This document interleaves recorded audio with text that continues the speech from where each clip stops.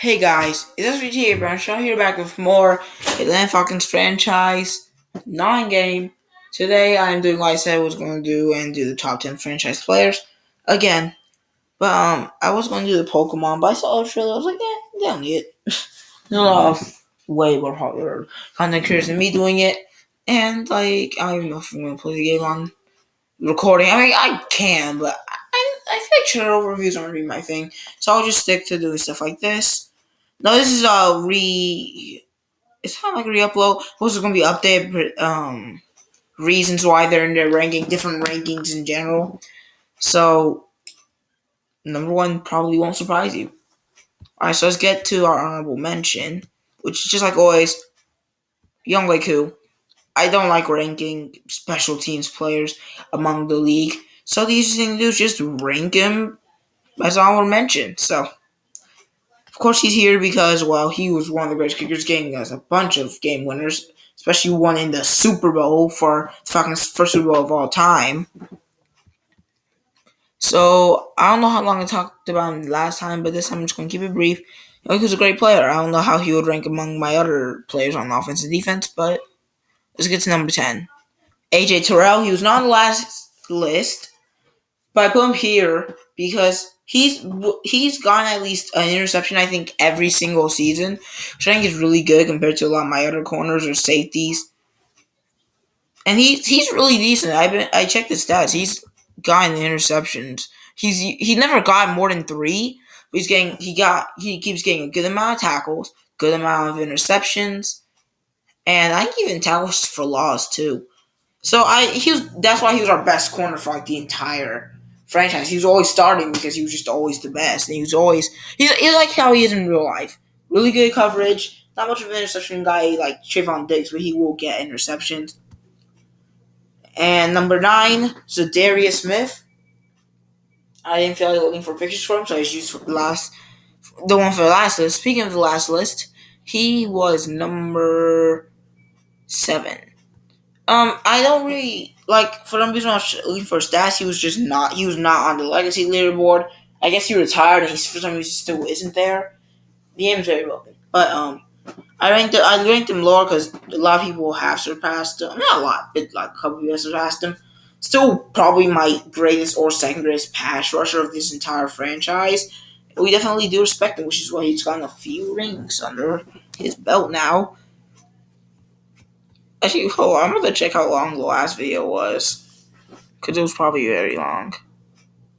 Because I was talking for a long time about Pernell. So, also, y'all should check out my playlist. I have a lot of stuff. 29 minutes. That video was 30 minutes long. 29 minutes, 16 seconds, whatever. But if there's something else I wanted to say about Smith, was that he also got the award for like best free agency signing, which was really obvious. I never signed anybody too big. I never do, even on the franchises that I don't record. I'm mostly a draft guy. I love drafting players. But like when I saw Smith, I was like, well, I do kind of need pass rush, so why not pick him up? And he definitely paid off. Number 8, another new entry to this list, Corey Klein. And now you might be thinking, does that mean Richie Grant missed this list? Yes, he did. He was number 9 last time, and he's not in the list because Corey Klein basically did everything he did but better. Grant was chilling with around 70 tackles every season.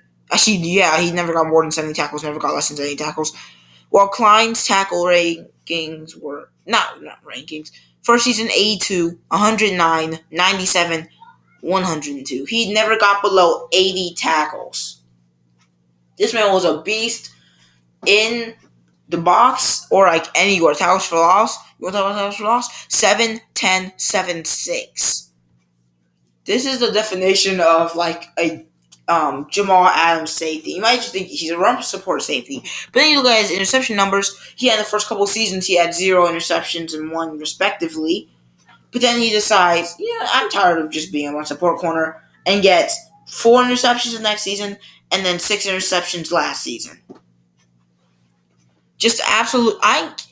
I never said that Richie was like one of our most well-rounded players. Well, this is a new award for the most well-rounded player, Corey Klein, because oh my goodness, he does everything at safety. And I love having safety players. So I love Keanu Neal and even what's the guy's name? Jeez, I cannot remember his name. Uh, DeMonte Casey. I loved him. He was a run supporting safety who could also get a bunch of interceptions. He was tied for the most one season. And Corey Klein can do exactly that. But now, let's get to Sean Sherman. Same pictures last time, though he was ranked a lot lower, number 10.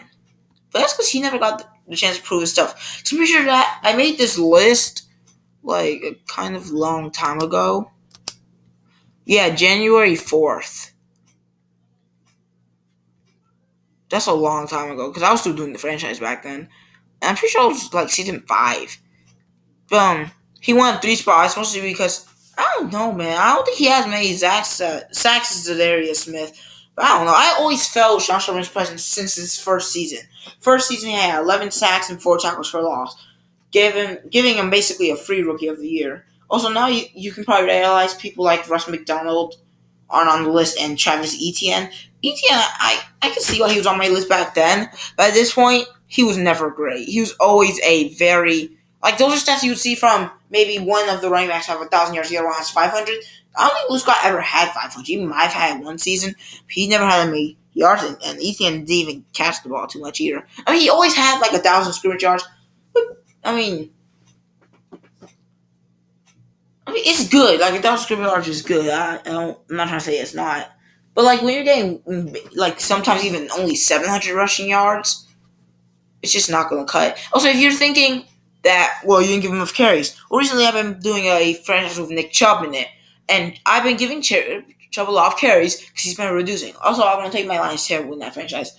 But, for example, that line is like terrible at run blocking, but I still give him around at least 15 carries a game. I'm not giving Ethan 15 carries a game on a daily basis because I know it's just going to bump his average down. But I can trust Chubb way more than Etienne, which is why Etienne barely ever got the ball. But I mean, if y'all want to see Etienne in Man 23, then I'll do it, but I really don't want to use Etienne again. Especially when we have Patterson. Patterson only going to last 1 or 2 seasons. But, I don't know. Let's just get into Sean Sherman, who I'm supposed to be talking about. Sean Sherman had 11 sacks, 4 tackles for season 1. Season 2 had less sacks with 8.5, which is still a decent number, but then went up to 9 tackles for loss. So that's like, he's looking like Ray Jarrett. And then he's like, screw tackles for loss. I mean, I'll still have them, but I want to get sacks. And then 12 sacks, 8 tackles for loss. At this point, you can already give him a high ranking because even though my team gets a lot of sacks per year, no one gets too much more than 6. Like, there's a couple people that get a lot of sacks, like Jarrett, Darius Smith, and Sean Sherman when he was on my team. I mean, Darius Smith and Jarrett were on my team because Sean Sherman's still on my team. But Sean Sherman's still on my team, still playing absolutely amazing. If I continue to do this franchise, I would probably like put more player spotlight into him since I think in real life the edges are like so dominant that if you're an edge and you have good finesse moves in real life or in the games, you're just going to dominate. That's exactly what Sean Sherman did. So much to the point where running inside is definitely way better than running outside because those guys that can play on the edge can probably run stop too. Which Sean Sherman definitely could. He was faster than some running backs, surprisingly. So he could just finesse. And even if he wasn't faster, he can finesse move off the edge before you're even getting really to the outside and just stops you in your tracks. Sherman's definitely one of my favorite defensive players I've ever used in Madden, especially because I didn't even have to use him, just saying Sean Sherman every time he makes a play, which is really enjoyable. And especially, this is one of my few hidden picks of that draft, I think. Wait, no, that's a good draft. That was a draft where I got like Corey Klein and stuff. But still, he was definitely one of my better picks of all time. And congrats to Sean Sherman, because you're definitely going to be in the history books of XWT's Falcons franchises. Number 6, Foye Oluokun. Okay, I know I said Corey Klein is your most balanced player, But this man was getting tackle after tackle. I did not record his stats, but I will tell you that this man's absolutely insane. He ranked number 5 last year and becomes number 6 this year, which isn't even that much of a downgrade. It's just that some talents have gotten even better, which we'll talk about those talents that got better later. But Foye was a different breed.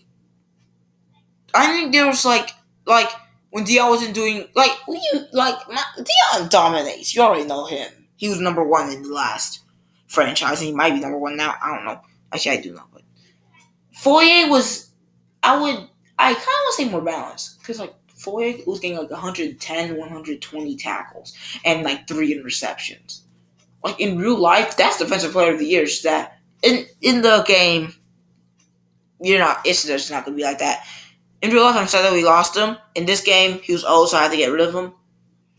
But I vividly remember times where this man would get pick sixes, sacks. Oh yeah, I forgot he was also a really great sacker.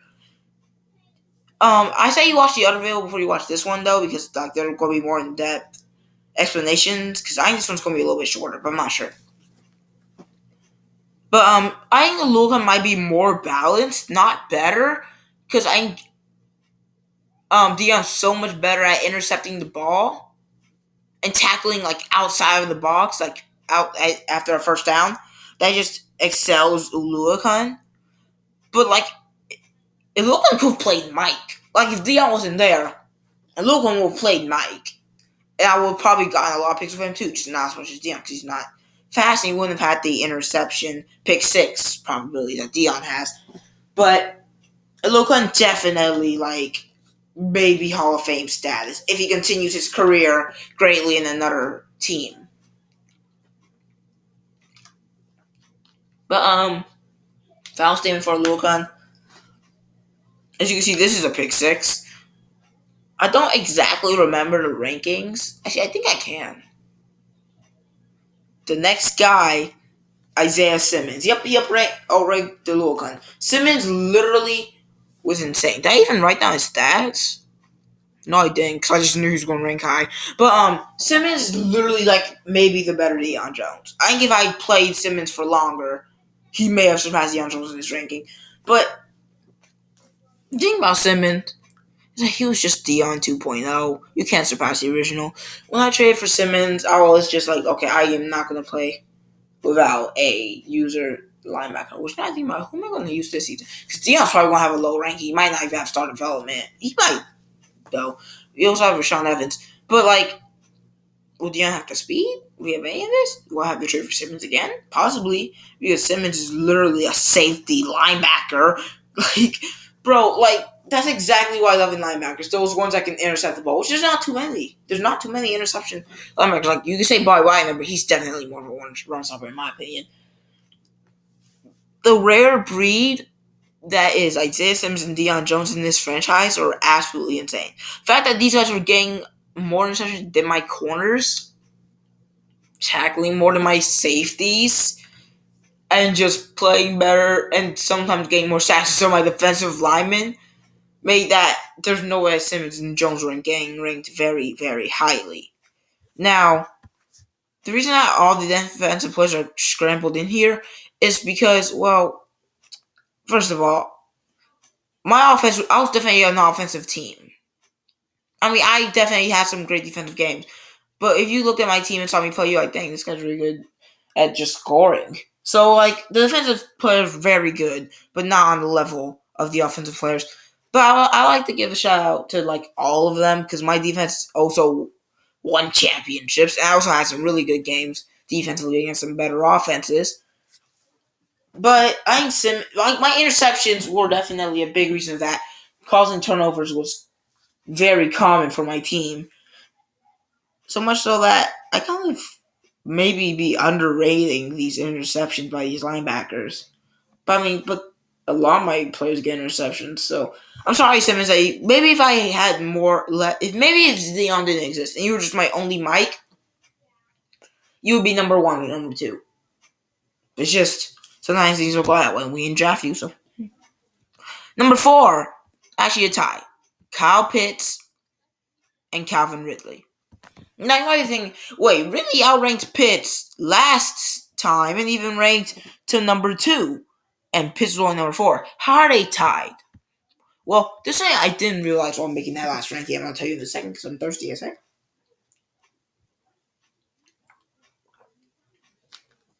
Is that tight ends don't play like receivers. I mean, I already knew this. But I'm going to tell you Ridley's great stats. For his touchdowns as a Falcon, 10, 7, 9, 19, 10, 7, 9, 16, 5. You can exclude the last season because I took him out for half the season because I wanted to keep the narrative of Ridley gambling like an idiot. But what I'm trying to say is Calvin Ridley was amazing. Absolutely amazing. And he had 1,000-yard season for 1, 2, 3, 4, 5, 6 seasons in a row. And before those 2, he had 2 800-yard seasons. And for touchdowns, he never had lower than 7 until that season that he got benched. And it looked like he was going to have more than 5. I mean, more than 10. So, like, really great player for me. As you can see, he's lower than Purnell this season. I mean, this ranking. Just for the simple fact, I might have said something about this, like saying if I made another one of these that Purnell outranked Ridley. And he did, clearly. But, Ridley is definitely, like, maybe more influential than Purnell, since Ridley's definitely the better all-around player and played for more seasons more consistently than Purnell did. Actually, no, Purnell played more consistently, but Ridley played longer, so. But, Ridley definitely second best receiver I've ever used in Madden. Actually, no, because I played an All-Pro in a Dolphins franchise where I drafted Jerry Jeudy, and he did absolutely insane. We're not going to talk about that because I used to play All-Pro back then, which was way too easy for me. I was scoring 84 touchdowns with a quarterback. We're not going to talk about that season with that franchise, though. But definitely the second best receiver I've ever used in all, man. Kyle Pitts, on the other hand, might be. Let's compare these to Ridley stats. 9 for the touchdowns. 9, 6, 14, 7, 13, 8, and for yards, 1,351, 886, which is the exact. Wait, did Ridley and Pitts have the exact same amount of yards 1 year? No, it's 866, 886. 1,044, 1,026, 1,315, and 760. Comparing those Ridley stats, you may recognize Ridley's the way better player. First of all, he's had way more seasons with 1,000 yards, and he's had seasons where he's had over 15 touchdowns. His Pitts has had none. But let me tell you something.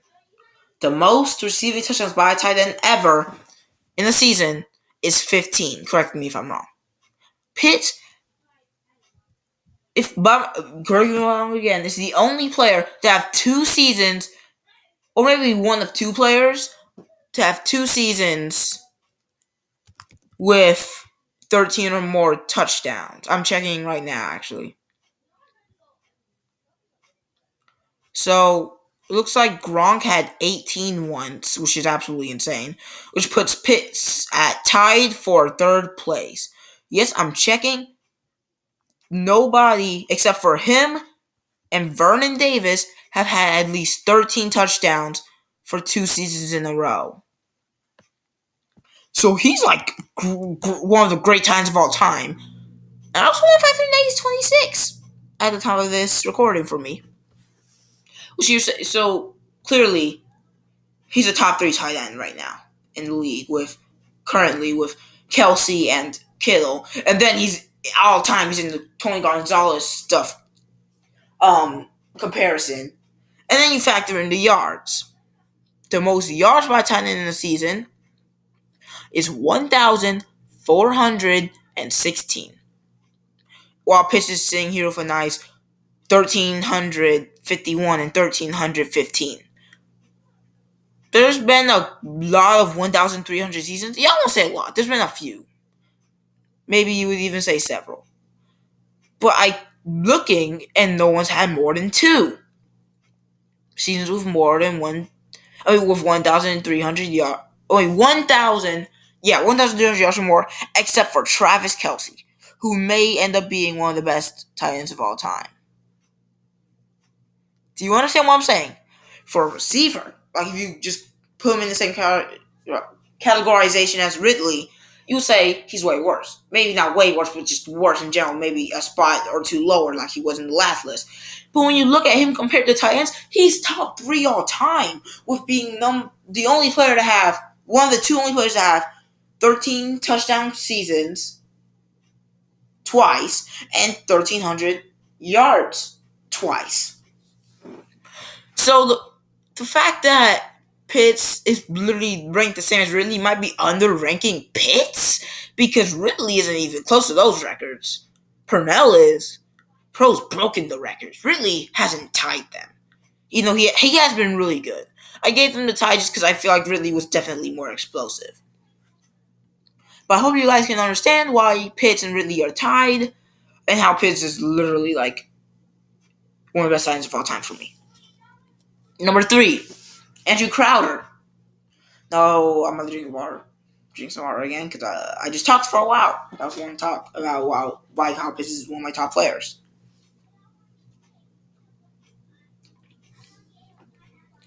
Last time, Crowder was number, I just might get past 29 minutes, I don't know, 6.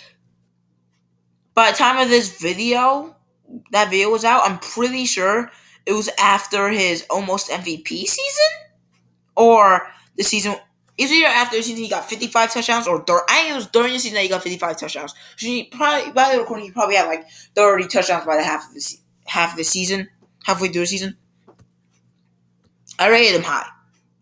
Crowder was a normal dev player coming out of college, out of Texas, and I you can watch the video. I'm pretty sure I said he's not going to be a bust. I can work with this, and I definitely worked with this. You want to know how many touchdowns he had each season? 22 for the first season, which by the way 22 touchdowns, 4,040 yards for the first season, which by the way he didn't even play the entire thing. He missed like a game or two. Which is, like, those 4,000 yards are really good. Touchdowns are definitely more, like, on the level. But the next season, 39 touchdowns, which is really great amount for a sophomore. And 3,884 yards, which, you know, really kind of low, especially compared to last season, which he played less games in. Then he comes out, 42 touchdowns, 4,661 yards, which is by far his best season so far. And then he comes out with MVP numbers if there wasn't players like Patrick Mahomes playing better than this. 5,009 yards and 55 touchdowns. And then last season he had 4,347 yards and 46 touchdowns. The best QB I've ever used in all man. Definitely. Especially because I've had problems with people like Joe Conway. And some other guys, like, I don't know his name. It was like something White. I used him. He was number 8. He's not a real quarterback, by the way. But, it might have been Mike White. I'm not sure. But, Crowder's definitely the best. The reason he's number 3 and not number 1, since, QBs are like the biggest part of a franchise most of the time, is that Andrew Crowder never threw under 13 interceptions, which is a giant problem. Like, I can't tell you how many times that I've raged over this man throwing inaccurate passes early, like more early, because I feel like later on it became my problem because he didn't throw as many inaccurate passes. Like, there's definitely some interceptions which are my fault. I could do the entire montage of interceptions that are my fault. But before we start Crowder here, first of all, and second of all, he's had some really bad throws. I'm not going to blame it on him, but if Crowder maybe even 2 seasons where he threw less interceptions, he will have won MVP maybe twice. If I played more, maybe got better at Madden, maybe Crowder will be number 1. But in this situation, he should be happy that he came from a normal to a superstar and came from number 6 ranked to number 3 ranked, which is above people like Kyle Pitts, which is one of the best signs of all time. If I play in Crowder's career entirely out, he would be the best quarterback of all time. Mark my words. Because he's already won 4 Super Bowls, which is already insane for how young he is. Actually, let me calculate this. How old should Crowder be? He should be around like 27, 26, like Kyle Pitts' age. Even though Kyle Pitts got just at 20, because this man is a unicorn. But at this age, at his career, he could win double-digit Super Bowls if I played. So just keep that food for thought. And we can go on to the next player saying that Crowder is my best QB ever. And that without the interceptions, he would be even higher ranked. Number 2 is Dion Jones. Dion, the legend of Atlanta Falcons franchise pick 6 king.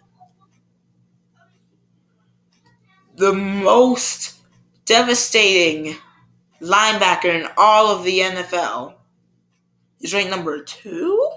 You already know who's number 1, but we'll talk about him later. Let's talk about Dion Jones. In Madden 21, absolute monster. I mean, picking the ball up, sending it home. You're lucky YouTube is lucky that he only played 2 seasons of that franchise, or Dion would have probably gotten 14 interceptions in one of those games. Also, actually, I did play more than 2 seasons. I just didn't record it out at once. And frankly, I didn't do very good. Conway was abysmal. But, this franchise, he comes out. I wish I knew his stats. But he got double-digit interceptions like twice. Actually, let's see if I can find these stats. Maybe I have a season where I show his career stats. But what I'm saying is, the absolute monster as Dion Jones. I love pass coverage. We've already covered this. Speaking of coverage, when do you see me guarding a guy close up and they actually moss Dion? Never. If I accidentally told him to retire, he would have had one more season in him and would have went to the Hall of Fame. You know what? I'm gonna say it. He was the Hall of Fame anyway. He would have went to the Hall of Fame. Now, is this obvious? Maybe not. Maybe he had some debate that he wasn't good enough for his entire career. I think that this man was an absolute monster. I think that this man would have went first ballot Hall of Fame with all the rings, and then would be talked as one of the best linebackers of all time. That's just my opinion. But I don't really know what else to say. Maybe you want me to say that he deserves to be higher ranked than Purnell, which I disagree with. I think that Purnell at this point is just so good. Dang, I'm looking for the stats, bro. I'm looking for the stats. But there's anything else to say about Dion? Oh, the season that he retired was literally his going to be his best season. He would broke the record because he was getting in. I think he had 5 interceptions. I'm not joking. I think he had 5 interceptions. I think he had a huge amount of interceptions. I'm not 100% sure. But I think he had a giant amount of interceptions. I wish I could know, though. I'm trying to look for his stats, bro.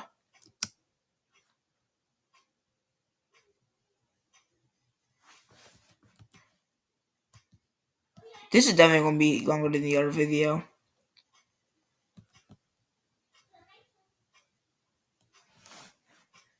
I'm about to find him, bro.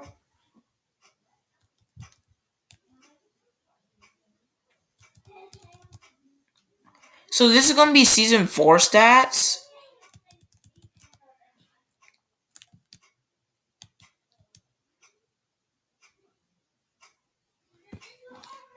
So here's a little clue, which means Dion should be either next or at before. But I'll talk about why I ranked Dion lower. I'm not gonna talk about her now. Number 1, he retired early, weirdly early. He retired at 30. Second of all, I wouldn't call him the most complete player. Well, I mean, his tackles were of course good. I don't know. I feel like he was really fun to use, and I see his stats now. And I got a billion tackles of him because, of course, I was using him.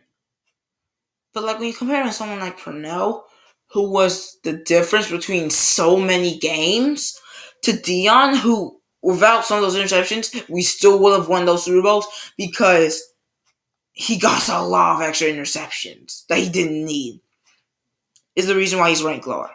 But I'm showing you his stats right now. I am not showing you, but his first season with me, he got 8 interceptions, then 12, then 10, then 4. Do you understand that? He had one season where he had 4, and then 3 seasons where he had 8 or more.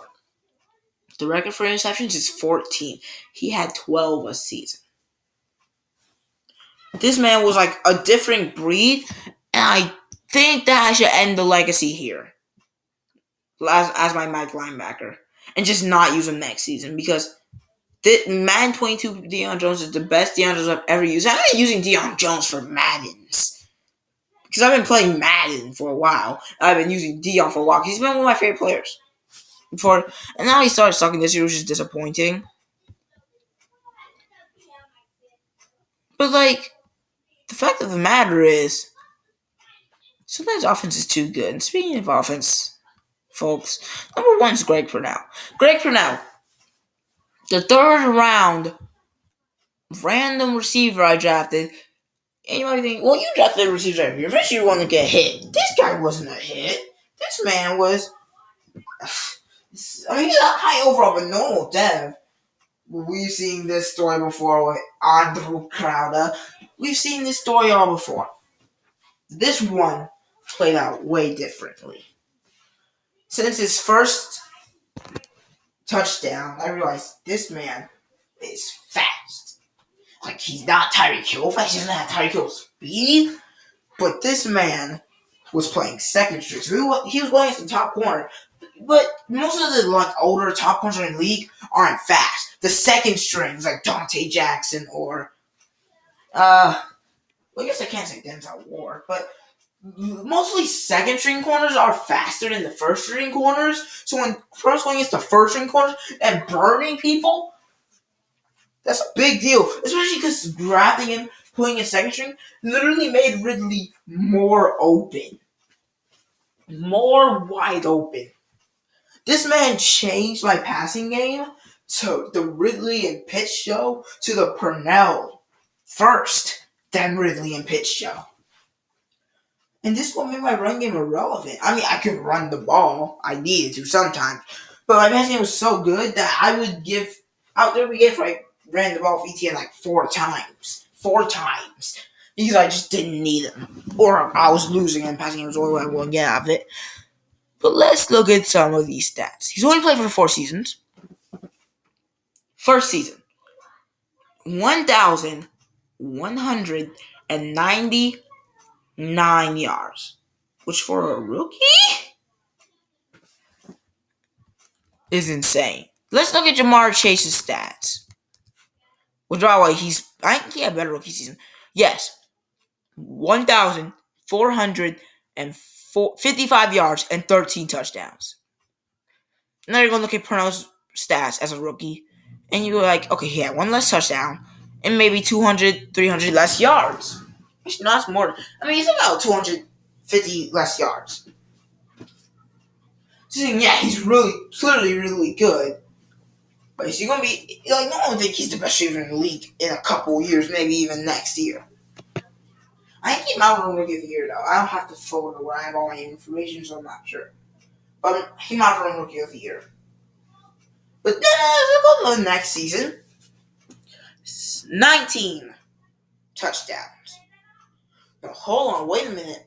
The record is 23, and this man just got 19 in his second year. Do you think Chase is going to do that? If Chase does that, I'll just kneel down, kiss his feet, and call him the best receiver of all time. And if he gets 19 touchdowns, I'll just cancel the Greg Purnell name. I will not call him Greg Purnell. I'll call him I'll call him Jamar Chase number 1. Because he was the first Jamar Chase. Before Jamar Chase decided to play insane. I'll just call, so if Chase gets 19 touchdowns in the second season, I'll call Jamar Chase number 2. I'll do that. And also he had 1,600 yards, no big deal. It's not like the record is like 1,900, so like he's only 300 yards away. And this one you're like, okay, this guy is fast, and somehow he can catch the ball like he's Calvin Johnson. I'm not joking.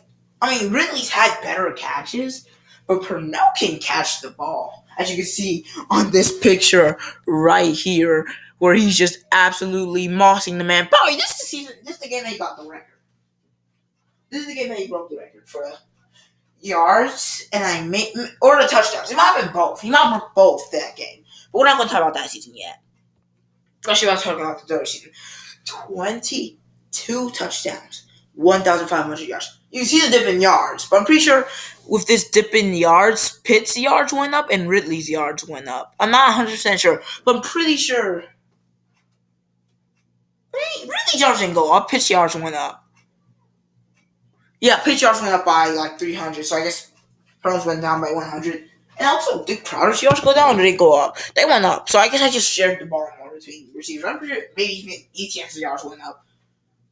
That's the season where ETN wasn't getting a lot of rushes, though. I think he got most of the games where he got 4 carries and stuff. But just think about that for a second. 22 touchdowns. If I thought I would make a bet if Jamar Chase makes 22 touchdowns in his third season, that's definitely likely with his first season being that insane. So I'm not going to make a bet on that, but Purnell's this crazy guy. And I was always thinking if I wanted to, in my Falcons franchises, I wanted to draft a Julio Jones. 6'4", mossing people day in, day out. That was Kyle Pitts' job, first of all. Second of all, that's not how this game works. They will pick the ball off. You need that fast and small guy. Even not small, because Purnell's not too small. Purnell, in his first 3 seasons, did not get under 12 touchdowns, and under 1,200 yards. This man wasn't even in his prime yet. You're lucky that he was drafted season 3, or by the time that he was, because I would have been playing maybe 1-2 seasons of his prime by now. He would be playing insane. Well, speaking of insane, let's talk about his next season. 28 touchdowns. The record is 23. The record is 23 touchdowns. And this man got 28. That's 5 more. That's almost 2 touchdowns per game. Right per now. And then let's look at his yards. Went up by 9,000 actually. 900, what am I talking about? 2,449 yards. The record. I think it's like 1,916. I can search it up.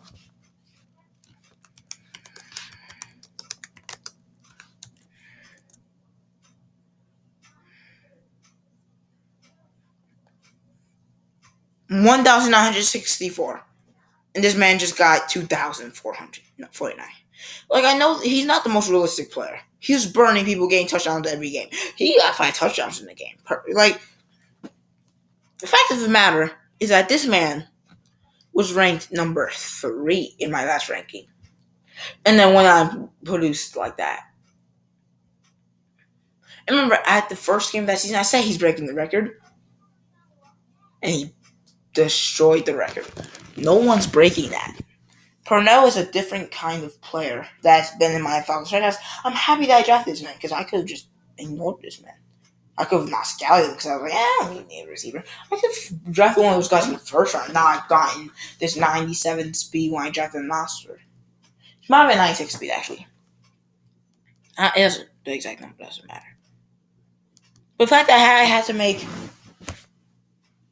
2 14-minute long highlight reels of this man tells you how good he is. Like, that's 28 minutes worth of highlights. And so it was so hard for me. So the main reason I gave Dion number 1 and Ridley number 2 is because they're more experienced. Purnell was in the middle of his 3rd year. Well, they were in my franchise the entire time.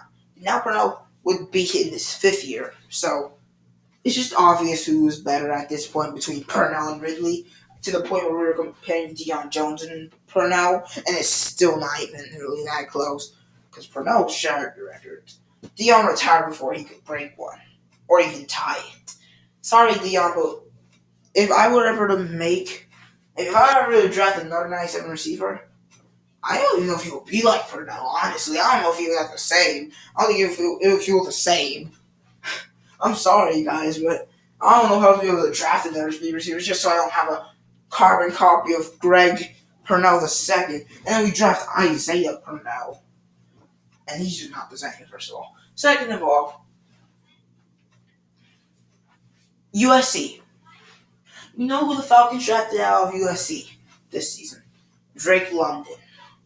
Drake London is like the opposite of Purnell. Not too great route. He can route run. He's not too great route running.